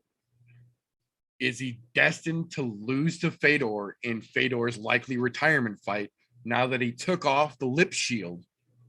Or is he going to be just fine because of it? I have to go out right away. I say he loses. Don't get me wrong. He's coming off a loss from fucking Moldavsky that he just lost in June. So 4 fucking months ago. But prior to that, he was on a 3-fight fucking win streak, or 4-fight win streak, 3-fight win streak. So he wasn't looking bad, but he was also fighting other aged fighters. I mean, Tyrell Fortune, Matt Mitrione, Czech Congo, those guys. So, I mean, but fighting a new age fighter, yeah, there's a chance, but I doubt it. Not with we know what Fedor's capable of, no matter how old he is. Even in his last fucking round out, he still looked pretty goddamn good. I mean, and that was, don't get me wrong, it was against an aged fucking, was his last fight was what? Fucking Rampage, I think. Like 2 years ago. And his last loss prior to that was fucking Ryan Bader, which probably got knocked out. But yeah, it is what it is. But yeah, as far as that's concerned, though, I think the losing of the mustache is not a good way to go out, especially in Russia. You got to go in there with that American muscle mustache. Right, that's what I'm saying. Like, you go in there like with that giant fucking handlebar, you rock that bitch with style. So exactly. Although I guess Rocky didn't have a fucking mustache. Yeah, but I mean, them fucking Philly boys, you see how they turn out. Yeah, a little bit different. Right. That being said, though, flip that all the fucking way around here. I'm looking at it the opposite way here. I think Tim Johnson didn't want to get his picture taken in Russia with that giant handlebar mustache after he beats Fedor. I think he fucked up and he got scared and he shaved it down. I think, but in shaving it down, now he doesn't stand out as much. Now he almost looks like Fedor. So now when the event's over, after he knocks Fedor the fuck out in Russia and will need to get the fuck out of Dodge quickly, it'll be easier for him to do that because now he has the option of putting on one of those sets of sunglasses with the fake hanging mustache, and it won't look like him anymore because now everyone will be looking for a clean shaven Timothy Johnson as he boards that train and finds the vodka on his way to get the fuck out of Moscow after just toppling their fucking superhero. Oh, that's a hell of a story. That's almost up there. I mean, we know that there are other fairly plausible, similar renditions of options to play out in Russia. So this is true. There's even movies that get made about that shit. That's right, or at least animated specials. That's right. Oh, so okay, so for our round 4, we're kind of sticking in the what the fuck are we stuck with this weekend vein. I am curious. I'm pretty certain I know the answer on both sides here, but I'm going to ask it as the question anyway here. We have got a fucking dumpster fire of a main event from the UFC here, made even more so by the shit show that is unfolded and it now turning into a catch weight. So my question for round 4, do you think Costa will make 195, coming in at 214 a week out at the PI? Even those fucking magicians have got their work cut out for him. But do you think they can do it? Do you think he can get down? So I'll take this one first. I think this is going to be one of those situations where he's going to pretend he can't do it. I'm not 100% certain he actually was 214. I know he was over. They said at the PI, they saw him at 211 on Wednesday or on Tuesday rather. So he was over 200 fucking pounds with less than a week to go. Even negotiating down to 195, he's still looking at cutting, 18-ish pounds on a good day. I think he's going to be able to just barely get there, but I think he's going to get there.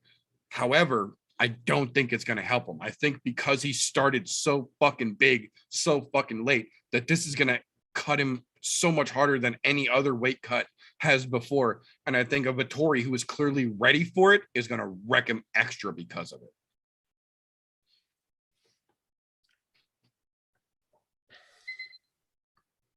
Here we go. So I'm pretty sure we know where you're going to go with this, but I will ask you officially anyway, sir. Seeing as how this shit show has turned into a rolling shit show now with our catch weight fucking clause, do you think Costa can even make it to 195 by tomorrow morning? Well, being as they just signed the catch weight today, weigh-in is tomorrow. He's got to drop 20 pounds. There's no chance in fucking hell that big, I drank a bottle of wine, fucking oversized cocksucker who apparently doesn't want to take a fight seriously with, look, this is going to hurt coming out of my mouth, with a very dangerous Marvin Vettori. God, that fucking hurt. Oh, hang on. Pause my timer. You got it. I'll give you an allotted minute here for that. I wanted to just let that happen naturally. I didn't want to encourage it. There we go. I had to get that horse shit out of my mouth. Okay. Yeah. cutting 20 pounds in 24 hours. Now that it's actually officially signed, there's not a skeleton chance in hell. I bet what happens, he'll weigh in. I bet he misses by at least 4 pounds. Interesting. You think he's going to be stuck at 200, huh? Yeah, I think his stuff's at 200. And if he goes anything over that, we know that 5-pound limit, they'll just cancel the fucking fight, period. So I have a feeling there's a strong fight. That might not be the main event. We might have a Grant Dawson, Ricky Glenn main event, which would be the worst fucking main event in UFC history. Maybe. I mean, last weekend's going to be hard to top, but yeah, this could do it. Exactly. Fucking bad. Oh no, yeah, you're absolutely right. I will give you that. You're absolutely right that there is a genuine chance that he might come in. He might step onto that fucking scale at 200 pounds, and if he does, there's no fucking way they'll let him fight at this point. He was originally contracted for 185, then fucking catch weighted to 195. He shows up at 201. They're gonna nix that whole goddamn thing, and then we're gonna have to watch 5 fucking rounds of Grant Dawson versus fucking Ricky Glenn. Oh, they won't move that to 5 rounds. It'll be a 3-round main event for the first time in a long fucking time. Guaranteed. Yeah, they'll Bellator it, I bet. Oh, yeah, because on 20 with less than 24 hours notice, there's no way that the athletic commission will fucking agree to them going 5. Yeah. But time will tell. We'll know tomorrow, depending on how Costa's. Yeah, I was gonna say we'll know before too fucking long. Yeah. That motherfucker better be sitting in the goddamn sauna as we speak. Right, with no fucking wine, asshole. Yeah, just because it's a diuretic doesn't mean you're gonna wait. Right. So, as we generally tend to do around here, with the question for round 5, which generally is needed, we like to go a little outside the box here, and we kind of stuck with all stuff going on or related to this weekend's topics for our first 4. So for our question 5 here, I'm going to step a little bit outside of the events taking place this weekend into something that's a little more substantial in the MMA world overall here. So we didn't talk about it in the news segment of the show because I'm kind of curious as to how it's going to play out before I give it any coverage of my time, at least. But we found out this week that former UFC fighter Erwin Rivera, who attacked and stabbed both of his sisters earlier in the year, was released from custody this week completely, waiting for his trial under supervision, state custody, basically in-house probation, and a medication regimen. But he has officially been diagnosed with severe bipolar disorder with violent tendencies. That being said, in part of him being released from custody, they said that on this regiment of supervision, check-ins, and medication, that he should be able to get back to what was a normal life. And his response was, they told me I can go back to MMA, so I want to get back in the UFC. I am no way trying to use this as an excuse to kick a man while he's down, but I am genuinely curious here. In this situation where we saw someone who was in the combat sports world who fought for a living legitimately have a mental break and stab his sisters, thinking that he killed them and saying that the Lord told him to do that, that was his purpose. That in a matter of a couple of months and a couple of pills, with somebody looking over him, should he be allowed back into MMA?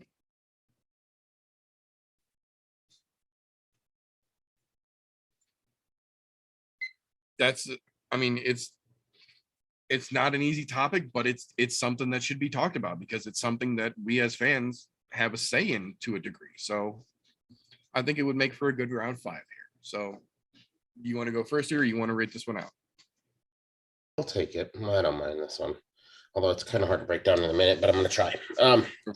Because look, with that type of mental illness,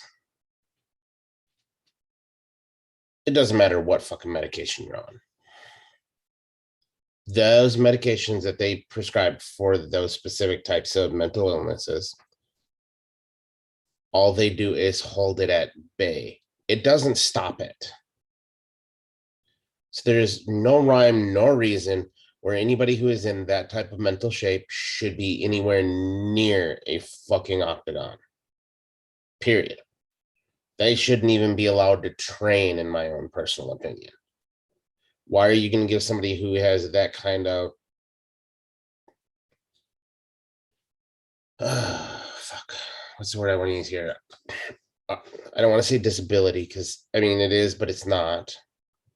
But that it has that kind of illness. Why are you going to give them the weapon?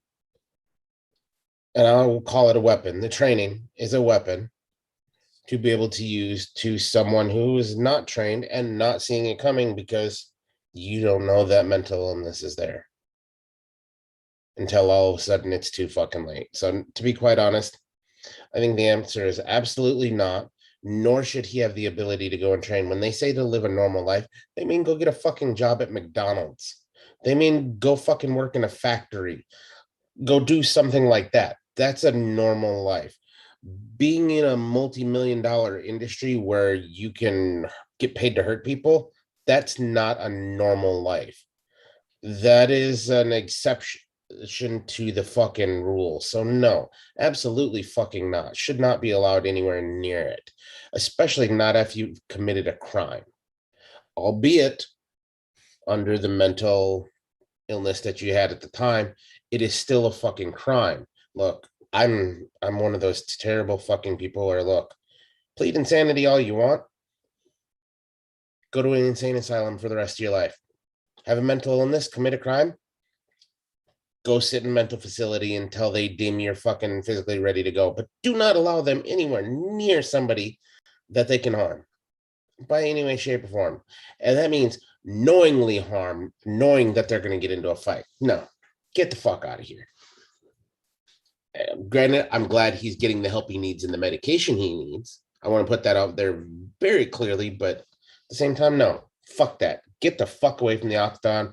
Any gym that allows him to train should be fucking shut down, period. I could definitely see that. I could definitely see that for sure. So, it is a lot that's crunched down into a minute. I agree, but it is important as well. I do agree though. I think this is a situation that makes us look at it in a couple different ways. But the important thing is that the thing about combat sports that most of us love so much is the fact that despite that it's literally combat, it's as safe as you can do it possibly and still do it. It's the same reason that some of us who vape use mechanical mods. This is technically a dangerous thing, but we do it as safely as you can do something dangerous.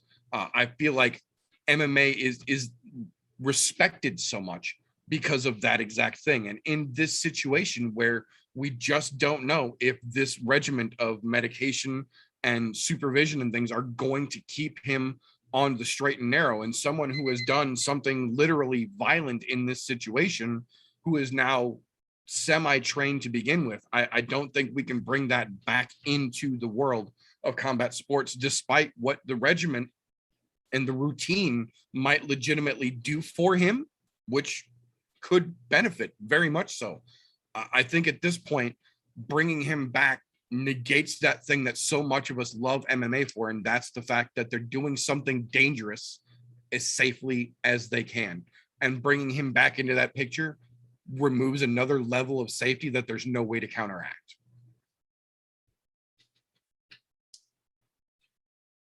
And I do, because I know there's always a chance, I do want it to be known, I didn't pick this as the last question, and I know TJ didn't give his answer that way either, but I didn't want to use this as a chance to shit on this guy or to chance to kick a man when he's down by any stretch of the imagination.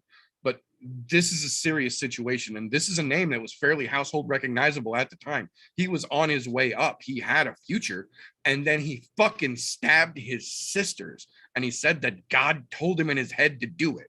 Like, this isn't something that should or can be taken lightly. And I don't want this to come off as us trying to talk down on him or to shit on him, but just that there's different reasons, but I think we both agree that this isn't something that you can just go, oh, well, it happened and he deserves a second chance for. Like, this is some serious shit, and it's going to impact the MMA world, because he no doubt is going to try in the next week, 2 weeks, to get into an MMA gym somewhere. He's made it known that his intention is to get back into MMA to try and get back to the UFC. So he's going to try. The question is, how does it play out? And obviously, we don't do this because we want anything bad to happen, but I also want people to understand that there's a reason why we have this opinion. It's not just that we don't want to see a dude who fucked up get a second chance. Like, there's more to it than that. We might be meatheads, but we're semi-intellectual meatheads sometimes. You know, this one does swing back around to one other thing. This goes along with any time that it doesn't matter what fighter it is, whether they have a mental illness or not. Don't get me wrong. You have to have a little bit of mental illness to be a professional fighter, period. Okay. Agree. I'm just going to call a spade. But in this situation, it's different. And I'm not shitting on him because of the mental illness he has, not by any means. But I look at it this way. This is the same thing as if you harm anyone else outside of someone in the octagon or that you're training with. And look, we know injuries happen when training because guys get overhyped and whatever. I mean, look at the way fucking Sean Strickland fucking gets ready for fights. You could see somebody possibly getting hurt in this gym. But I'm talking mainly they assault someone outside of a gym. They beat their spouses. Those types of people that literally are committing crimes by injuring people. And this goes to include fucking Conor McGregor, fucking John Jones. Those cocksuckers should not have the capability to come back and fight. Look, I like all those guys for what they've done, but they shouldn't be allowed to compete. To include some fucking Voldemort's cocksuckers that are still in who beat their spouse prior to even getting a contract with the UFC. Why they're fighting with them, I don't know. I group them all in the same because they're all committing fucking crimes where there is assault in place or they're hurting someone else. That's not in a fucking fight, not in a sanctioned fight. You don't get to do that and still be a professional fighter, in my opinion. I think all those motherfuckers should be removed from the sport because it's a bad look. Look, if we go back to when this started, they were calling it human cockfighting. Period. Literally, yeah. 100%. And this does not help the image of the sport when you're allowing people who commit crimes, albeit under mental illness or not, to come back and fight. It's just not a good look. So as a whole, I just think it's fucking terrible. And like I said, I don't want to shit on the guy because I know he's got a mental illness, but at the same time, you fucked up. Make amends, but don't think about coming back to my favorite sport. Or one of my favorite sports. I have a toss up here, but either way, still, don't come back to my sport, period. Fuck right off. In the nicest way possible and get the necessary mental care that you need. Right. Well, and I was going to say, and that's the point that I want to end on here with this topic. It's regardless of how we feel about him coming back or not coming back to MMA, I can 100% guarantee that we are absolutely in agreement that regardless of what the future holds, we genuinely hope that he does get the help that he needs, period. Regardless of what else that entails, if he ever makes it back to MMA or not, I don't give a shit. The one thing I do want to say is that we do genuinely hope he gets the help that he obviously needs. But that being said, we are going to go ahead and call it all for this particular episode here. So before we take it all the way on out of here, I do want to thank Golf Tee for making it this evening. I'm sure the kid's going to have a story for us next week. But with that being said, between now and then, if folks need directions on how to get themselves some tasty, delicious fried cheese curds, or maybe directions on how to find themselves a Kenosha Crippler up there, how can they get a hold of you after the show, sir? Wednesday nights right here on the YouTubes, 9:30 Central Time. And of course, here every Thursday. And then I also have a small message for the kid, being as he is jumped out again. I still own you.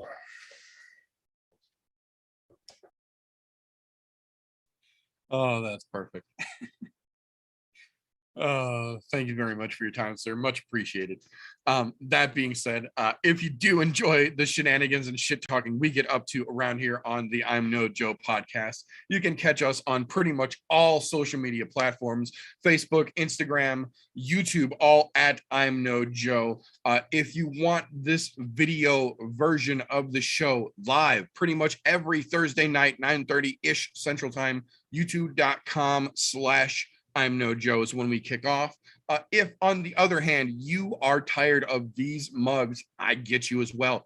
Anchor.fm/I'm No Joe for the all audio, video free version of the show comes out a week after the fact.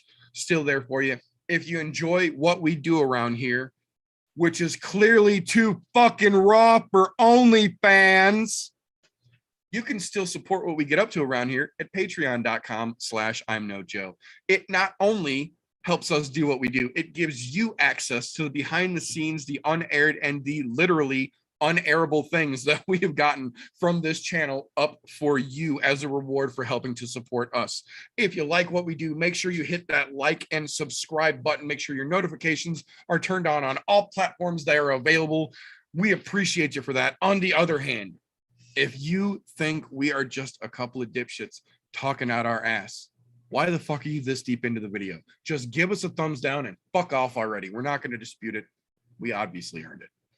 That being said, that's all we've got for this particular episode. So remember, boys and girls, don't let ignorance stop you. You can root for anything. Let's go, Brandon.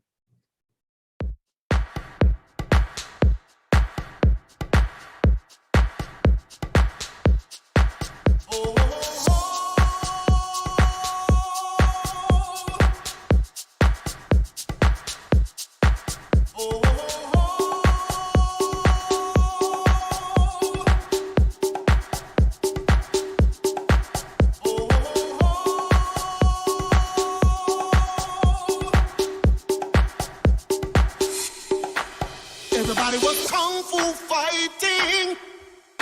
Those kids were fast as lightning. In fact, it was a little bit frightening. How do I say goodbye to what we had? The good times that made